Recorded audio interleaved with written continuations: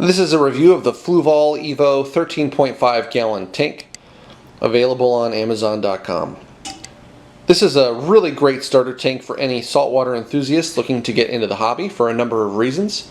There are a lot of things about this tank that I really like and I've enjoyed. There are some things about this tank that I wish Fluval would improve on, and I'll cover both of those pros and cons in the next couple of minutes. The best thing about this tank is that it's an all-in-one kit. Once you take it out of the box, so long as you have some live rock, some live sand, and some salt water ready to go, you should be able to get this tank up and running in about half an hour. I was able to cycle this tank using Fiji pink live sand and live rock from my local fish store in about 3 weeks, making sure to check my ammonia and nitrate levels every day. One of the best things about this tank is the built-in filtration system over here on the side of the tank. It's easily accessible by removing the lid here on the top, and then you're able to access and work within 3 different filtration compartments. Now, the tank comes with some filter floss and some carbon. I highly recommend that you spend some extra money to upgrade this filter. I put some live rock here in the middle compartment, and then in the first compartment I use the intake media basket with some ChemiPure Elite, some filter floss on the very top to catch that large detritus, as well as some API product that helps reduce phosphates. With those upgrades in place, this tank has been able to sustain some really nice growth. I'm currently running this tank with 2 clowns, 1 Watchman goby, a peppermint shrimp. I've got a lot of invertebrates, some hermit crabs, some emerald crabs, as well as turbo snails. The lighting in the tank is good enough to keep some basic corals healthy. I've got a couple zoanthids in here, and I have 1 pincushion toadstool that are all doing very well.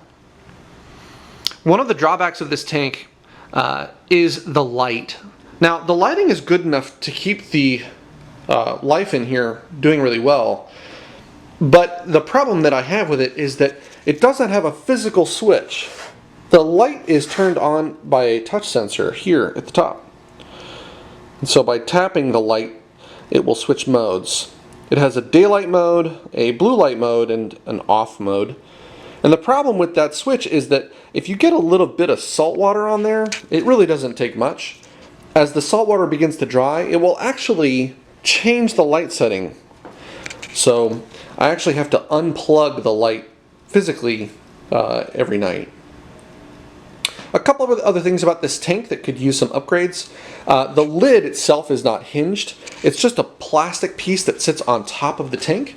So you can see if I kind of lift it here, it just sits on top of the tank. This is kind of the pain in the neck anytime you need to do a water change or clean the glass or just get inside the tank for any reason. You're always going to have to take the lid completely off and set it on the side. Altogether, I highly recommend this tank to any beginner enthusiast. Again, there are a couple upgrades that you should pick up in addition to the tank. You'll notice in the back left corner I'm running a 150 watt Aquarium heater. That does not fit in the compartment in the back. And I'm also running a pump in the back left corner as well to increase water circulation. Highly recommend this tank.